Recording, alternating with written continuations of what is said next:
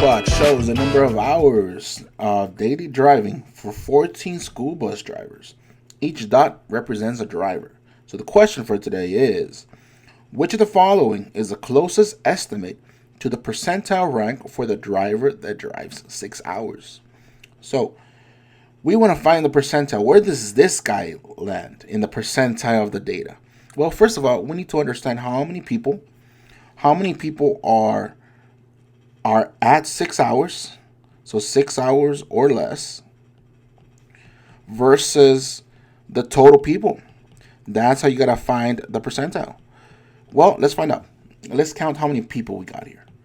So all the way to 6, guys. Let's count. We have 1 driver, 2 drivers, 3 drivers, 4 drivers, 5 drivers, 6 drivers, 7 drivers, 8 drivers. We have 8 drivers that are driving 6 hours or less. And how many dots are there in total? Well, if all of these were 8, let's keep counting. 9, 10, 11, 12, 13, 14. That was a total of 14 drivers in total. Now, if I wanted to find the percentile, let's turn this into a percent. What's 8 divided by 14? My answer is actually, and times 100. My answer is actually 57%. Now, because it's not perfect, in your homework, you just got to pick your multiple choice closest to the answer. And the one closest would be letter B, in the 55th percentile.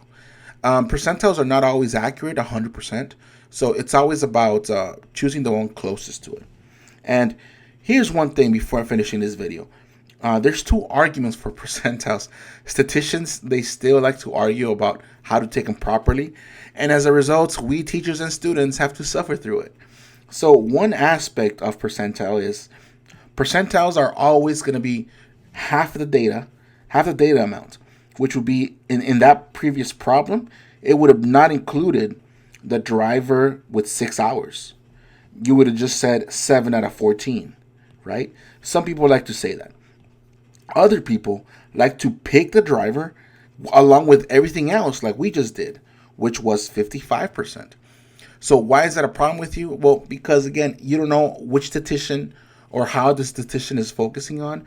However, the good news is that with these questions, you're more than likely always going to have multiple choices. So notice we got a 57. Well, when you choose the answer closest out of the 4 options, you will get it right because they know how unfair it is with statisticians choosing their own way of recording data. And that's basically percentiles.